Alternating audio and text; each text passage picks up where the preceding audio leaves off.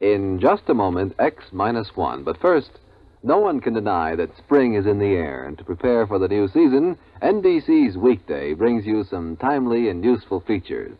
One is a new series with Phil and Lampy on gardening tips for both city and country dwellers. The second feature brings you hints for the best use of leisure time. And you can also bet that Joe Copeland, famous dress designer, will enlighten you on the spring fashion picture when she appears on tomorrow's show. Listen in and hear it all on NBC's Weekday tomorrow morning. And now stay tuned for X-1 on NBC. Countdown for blast off. X-5, 4, 3, 2, X-1, fire.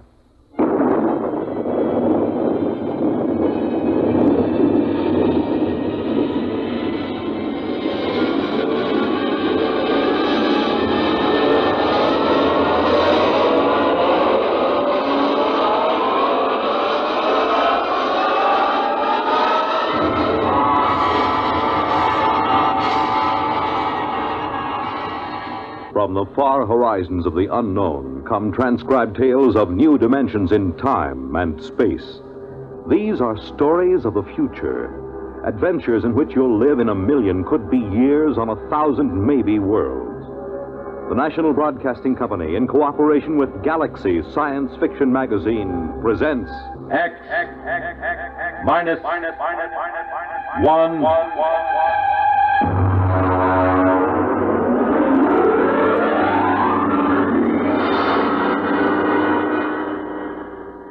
Tonight's story, A Gun for Dinosaur, by L. Sprague de Camp.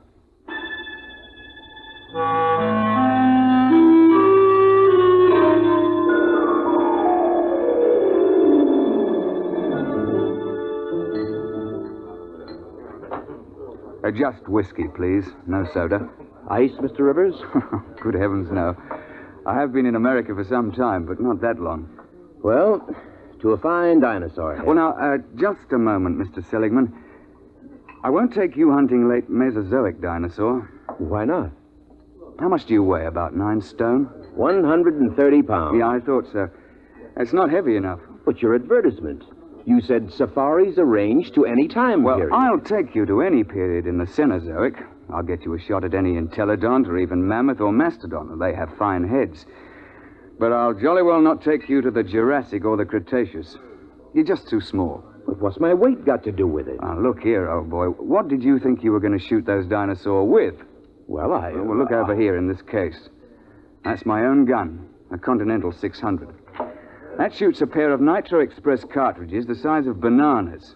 It's designed for knocking down elephant, not just wounding them, but knocking them base over apex. Well, now, I've handled guns. Oh? Look, I've been guiding hunting parties for over 20 years. But I've never known a man your size who could handle a 6-0. It knocks him over. Well, people have killed elephant with lighter guns, even a 375. Ah, yes, but consider an elephant weighs, well, let's say from 4 to 6 ton. You're planning to shoot reptiles weighing 2 to 3 times as much as an elephant. Now, I tell you, Mr. Seligman, I won't take anybody hunting dinosaur who can't handle a 6-0. Look, let's pour another drink and I'll tell you why. You see, I went into the partnership with the Raja about 5 years ago. I call him that because he's the hereditary monarch of Jaipur. It means nothing, of course. We both wanted to do a bit of hunting again. And Africa's all played out. It's too civilized now. So when we heard of Professor Prohaska's time machine at Washington University, we caught the next plane to St. Louis. The foundation administering the machine had worked out an arrangement splitting the time between scientific parties and hunters who wanted to try their luck at prehistoric game. Hunters paid through the nose, of course, to support the project. Well, it was about our 5th safari that Courtney James showed up. He's what you chaps call a playboy, a big bloke, handsome in a way, florid, beginning to turn to fat. He was on his 4th wife. And when he showed up at the office with a blonde, I assumed that this was the 4th Mrs. James. But he left her in the outer office and corrected my assumption. Bunny? Oh, no, she's not my wife. My wife is in Mexico, I think, getting a divorce. But Bunny here would like to go along. I'm sorry. We don't take ladies. Not to the late Mesozoic. If she wants to go, she'll go. She skis and flies my airplane, so why shouldn't she? There are enough risks at 85 million BC without adding to them. I'm sorry, but it's against the firm's policy. Now, look here. I'm paying you a lot of money. I'm entitled... You can't hire me to do anything against my best judgment. Now, if that's how you feel, get another guide. All right, all right. But let me tell you.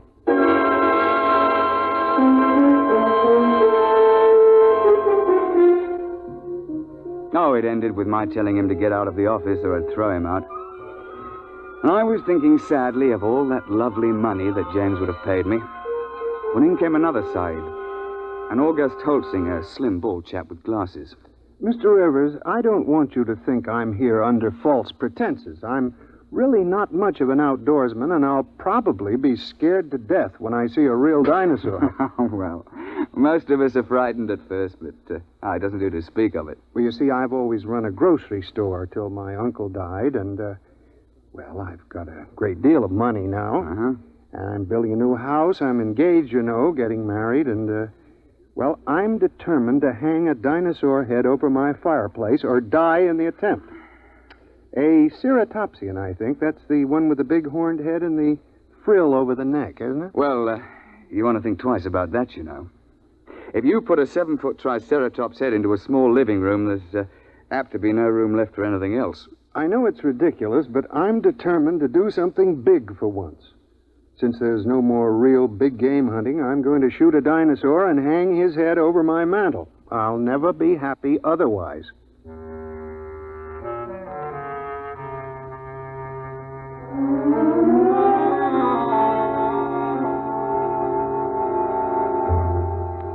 The Roger and I decided to make it to the Middle Cretaceous. That's about 85 million years ago.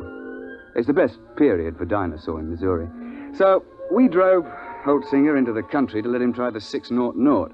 It's rather heavy. Look, you look out. There's quite a kick. Well, couldn't you fire it prone? Oh, not a gun that big. There's not enough give. You'd break your shoulder. All right. Take the safety off. Like this? Yeah. Take my hand. I'll help you up. Thank you. I think I better try something smaller. Well, he took a fancy to my Manchester 70, chambered for a .375 Magnum cartridge. That's a little light for elephant, and very definitely light for dinosaur, but we were in a hurry. And then, of course, just before we were ready to trek, James showed up and apologized for insulting me. He'd had a run-in with the girl, and he wanted to go along. And so we were off on safari. You all ready, gentlemen? Why, yes, I suppose so. Mr. Holtzinger, you've met my partner, the Raja of Jainpur. How do you do, sir? How do you do? Well, shall we get cracking? After you, Mr. Holtzinger. Mr. James. Thank you. Let's get going. All set. We'll slam the hatch, and off we go. What happens? Nothing till the force field is built up. There she goes. What happened to the lights? Well, there's no current while we're in transition. I don't feel well. There's usually a touch of vertigo. I shouldn't worry about it. Look, where do you shoot for? I mean, with Dinosaur. What is the best shot? Well, you don't try for his brain, you know. They don't have any. Well, to be exact, they have a little bump about the size of a tennis ball on the top of their spines. And you're not likely to hit it when it's embedded in a 6-foot skull. Try for the heart. They have big hearts, over 100 pounds.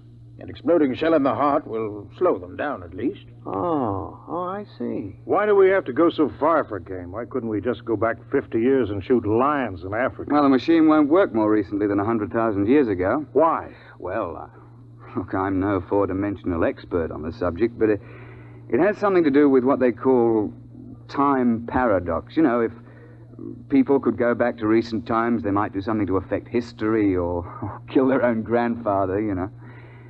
And there's also some kind of taboo about sending people back to the same time again. There's paradoxes. Mustn't have them. What would happen? I'm not sure, but the university isn't taking chances. They've got about a billion years to cover. They won't run out of eras. Hello? Here we go. Oh, cheers, eh? Well, that's done it. April 24th, 85 million years BC. Now then, careful. Keep the safety on your gun. And don't shoot unless I give the word. Why? Why should we have to wait for you? Because I'm responsible for everything you do.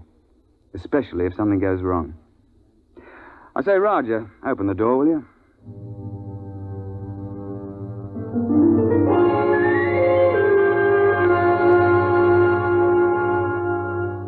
In this period, the time chamber materializes on top of a rocky rise. At the west, you see the arm of the Kansas Sea that reaches across Missouri, and the big swamp where the sauropods live.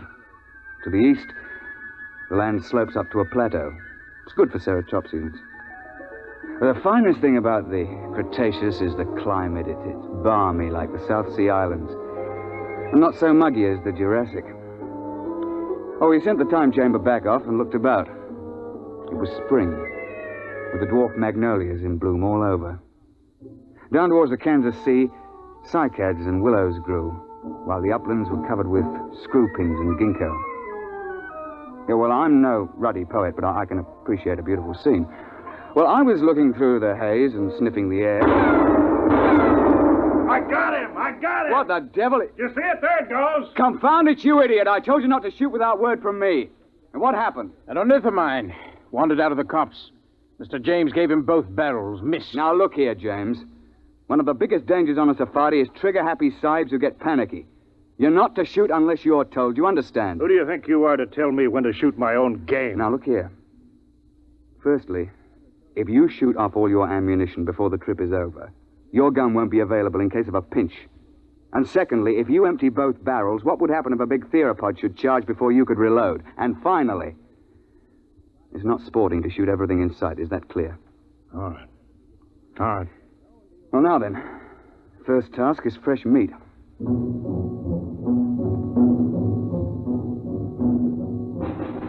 As I told you, Holsinger wanted a ceratopsian head. James insisted on a tyrannosaur. Then everybody would think that he'd shot the most dangerous game. Well, the fact is that tyrannosaur's overrated. But everybody's read about the tyrant lizard, and, well, he does have the biggest head of the theropods. Oh, and he'll snap you up if he gets the chance, no fear. Oh, we started off searching for meat. The Raja and I put the sahibs in front. Yeah, we tell them it's so that they'll get the first shot, which is true, but another reason is that they're always tripping and falling with their guns cocked, and if the guy were in front, he'd get shot.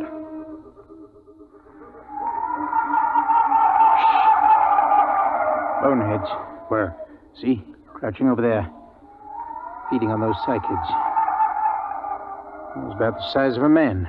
They look intelligent. Well, not likely. That bulge on the head is solid bone. Now then, hold on there, James. You've had your shot for the day. Hold your fire until Holsinger shoots. Yeah, sure. All right, go ahead, Mr. Holsinger. Doesn't matter which one. No, here. Try that one by the rock. There's a good clear shot. Well, take your safety off. Oh. Go ahead now. Well? Shh. Ah, nuts. I've had enough of this. James, don't...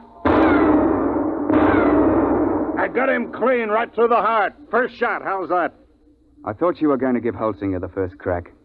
It's his turn. Well, I waited. Took so long I thought he'd gotten buck fever. Very well. But if this sort of thing happens once more, we leave you at camp the next time we go out. The next couple of days, we trekked around the neighborhood and then headed over to the sauropod swamp, over to the west. We were staked out along the edge of the lake, watching a big beggar out in the swamp waving his head about. And they're the big ones. They look something like the brontosaur. Can't we shoot him? I wouldn't. Why not? Well, there's no point to it, and it's not sporting. Look, if you kill one in the water, he sinks and can't be recovered. And if you kill one on land, well, the only trophy is that little head on the top of that long neck. You can't bring that whole beast back because he weighs 30 tons or more. That museum in New York got one. Oh, yes. Well, they sent a party of 48 to the early Cretaceous with a 50 caliber machine gun. They spent 2 solid months hacking and sawing the carcass apart and hauling it to the time machine. I know the chap on the project, and he still has nightmares in which he smells decomposed dinosaur. And they also had to kill a dozen big sauropods who came in for the party. And then they had them lying around, too. They lost 3 men. Reggie, Duckbill. Where? Where are they? Up there at the shoreline. Now, keep your voices down. You see? With the crest on the back of their heads. Mr. Rivers, I've been thinking over what you said about those heads. If I could get one of those duckbills, I'd be satisfied. It'd look big enough over my mantle, wouldn't it? I'm sure of it, old boy. Well, let's be off. Roger, you wait here with Mr. James. Shouldn't take us long.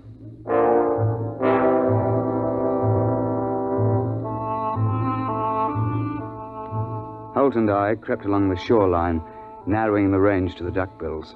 I think I can make the shot from here. I'll be ready in a minute. My shoe is loose. He's getting away. I won't get a shot. I'm afraid Mr. James has fired both barrels again. James, that's the second time you spoiled my shots. I ought Don't be a fool. I couldn't let them wander into camp, stamping everything flat. There was no danger of that. You can see that the water is deep offshore. It's just that our trigger-happy Mr. James can't see any animal without shooting. And if it did get close, all you have to do is to throw a stick of firewood at it. They're perfectly harmless. But how was I to know? I believe I mentioned it. Well, what are we on this miserable trip for, except to shoot things? There are certain rules, you know. You call yourselves hunters. I'm the only one who was hitting anything. Now, just a moment, old man. You're behaving like a confounded skite with more money than brains. I should never have brought you along. Well, that's how you feel. Give me some food and I'll go back to the base by Now, myself. don't be a bigger ass than you can help. That's quite impossible. All right, I'll go alone. I wouldn't want to pollute your air with my presence. Well, that's an attractive thought, Reggie, but we can't let him go. He'll get lost or starve. All right, I'll go after him.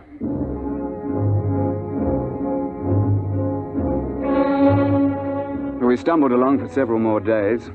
James on his good behavior for a change. And on the 1st of May, we broke camp and headed north to the hills. That was hot and sticky. And we were soon panting and sweating like horses when I picked up the smell of carrion and heard the thrumming of the flies. We found a huge ceratopsian lying dead in a little hollow on the edge of the copse. He must have weighed 6 or 8 tons alive. Why couldn't I have gotten him before he died? That would have made a darn fine head. Look, on your toes, chaps. The sauropod that's been at this carcass is probably nearby. How do you know? We see how the hide's been ripped off and the bones are scattered. Sauropods will hang around a carcass like this for weeks, gorging and then sleeping their meals off for days at a time. What do we do? Well, that's what we came after.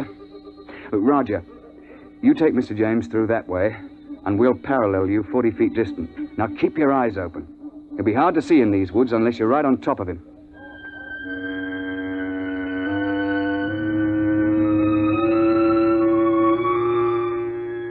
We pushed through the edge of the copse, looking for the huge flesh-eater who'd been at the carcass. I could hear James and the Rajah pushing ahead on my right. We were separated by a gully when I heard a noise ahead on our left. What is it? I don't know. Take the safety off your gun. Oh, there it is. It's one of those boneheads. Oh, well, they're not dangerous at any rate. But be careful. That sauropod might still be around here. I've got him! Got him clear! Well, he's done it again. He shot the bonehead. I've got him! Look out! Look out! Dinosaur!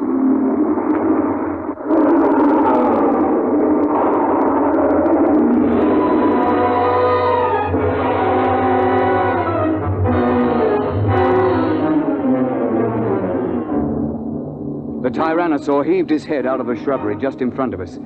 Look, the scientists can insist that Rex is bigger than Trionches, but I'll swear that this Tyrannosaur was bigger than any Rex ever hatched. It must have stood 20 feet high and been 50 feet long. I could see its big, bright eye and 6-inch teeth.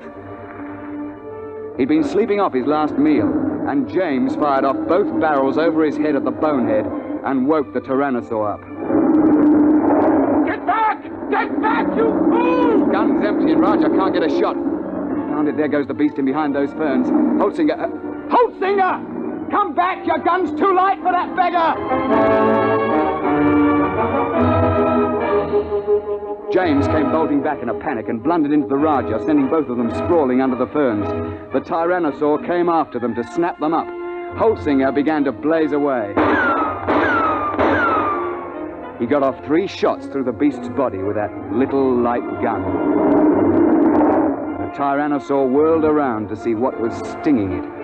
The jaws came open, and the head swung around and down again. Holtzinger got off 1 more shot and tried to leap to one side. The Tyrannosaur continued its lunge, and caught him in its jaws as he fell. Reggie! Stand clear! Hart's the only chance. It's no use. There he goes. Try a long shot. Ah, no, I missed him clean. Poor Holtzinger. Well, that's the end. He stopped screaming. Did you notice? Oh, yes. Well, I expect we'd best track the beast. He might be dying. We should try to recover Holtzinger's remains. Yes, there's nothing else to do. No, nothing. The bad show all round.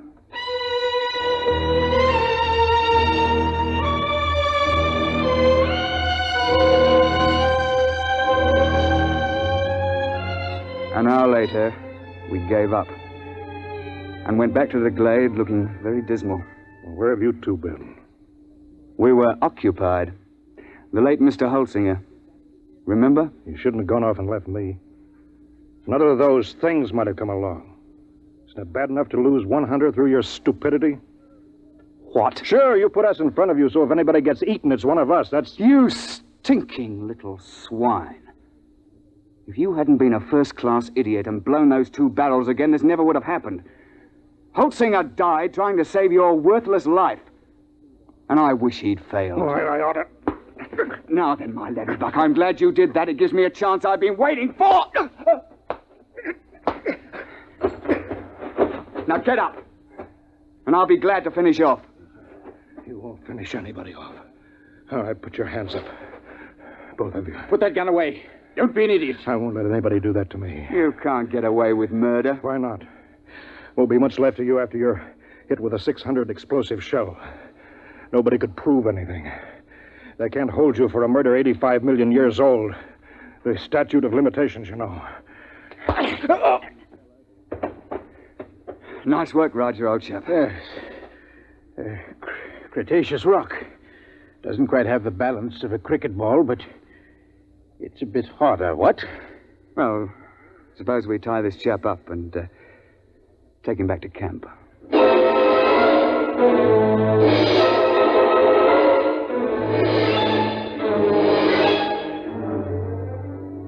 When the time transition chamber finally arrived, we fell over one another getting into it. We dumped James in a corner and threw the switches.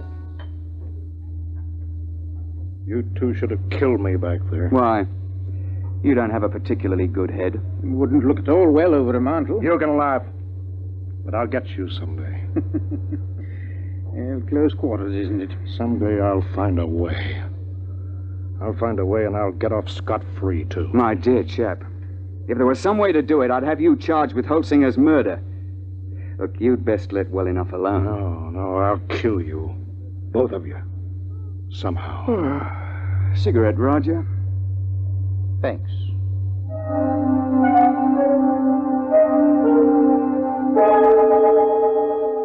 When we came out in the present, we handed him his empty gun, and off he went.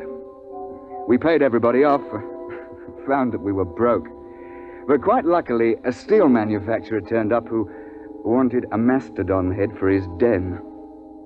While we were standing in the laboratory at the university waiting for the time chamber, the technician, he's a bookish chap, a theoretical temporal physicist, was watching his dials and scopes. Oh, by the way, Mr. Rivers, you just missed him. Missed who? That last client of yours, Mr. James.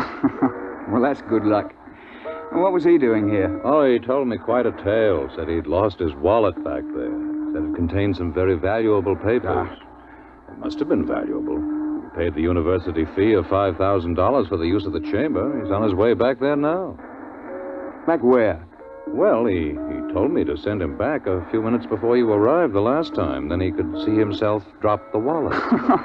He's going to stand there and watch himself come out? Yeah, but, doesn't that create what you chaps call a paradox? What happens when a man tries to occupy the same time twice? No, we don't know. It's never been tried before. Well, we tried to warn him, but he insisted. Yes, I know. He's a headstrong chap. Still, you wouldn't think he'd chance it just for the sake of a wallet. Was he armed? Yes. He had a 375 Express. 375?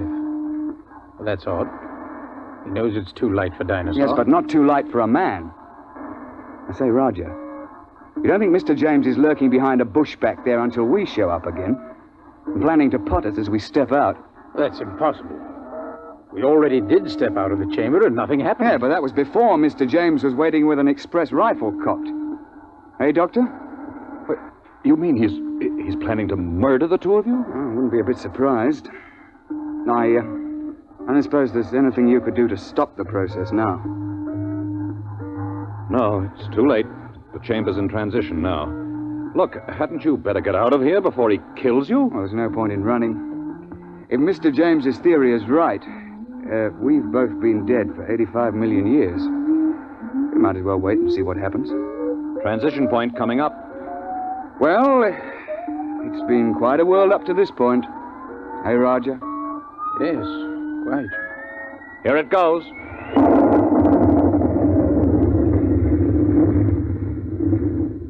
Reggie, are you all right? Well, I seem to be. What happened? The time chamber. It's back. We'd better get it open.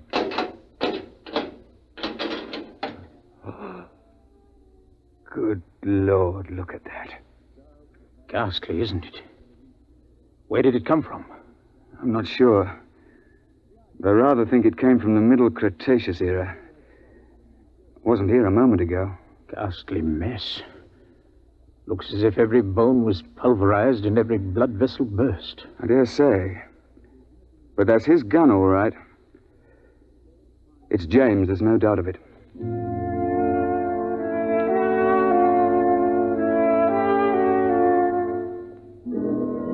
So, that's the story, Mr. Seligman. Of course, I don't understand the mathematics, but the idea's rather easy to grasp. Nobody had shot us when we first emerged on the 24th of April, 85 million BC. And so, of course, that couldn't be changed. The instant James started to do anything that would make a paradox, the space-time forces snapped him forward and ripped him to bits. Well, they know a good deal about that now, and there's a safety margin of 500 years between each trip. You can't have paradoxes, you know. It just isn't done. And you see, I'm a lot more careful now.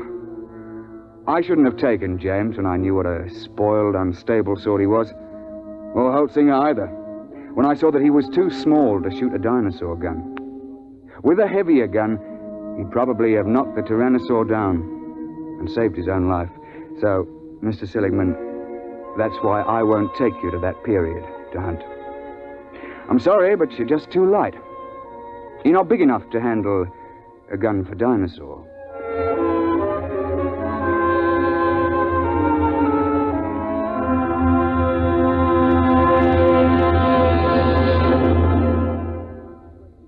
You have just heard X-1, presented by the National Broadcasting Company in cooperation with Galaxy Science Fiction Magazine, which this month features the story of a man who develops a spaceship that travels so fast that its pilots vanish mysteriously into thin air. Read the Vaughn Shelton story, Point of Departure, in Galaxy Magazine, on your newsstand now. Tonight, by transcription, X-1 has brought you A Gun for Dinosaur, a story from the pages of Galaxy, written by L. Sprague de Camp, patent consultant and one of our leading authors of science fiction. It was adapted for radio by Ernest Kenoy. Featured in the cast were Alastair Duncan, Wendell Holmes, John Gibson, Donald Buca, Warren Parker, and Alan Hewitt. Your announcer, Fred Collins. X-1 was directed by Daniel Sutter and is an NBC Radio Network production.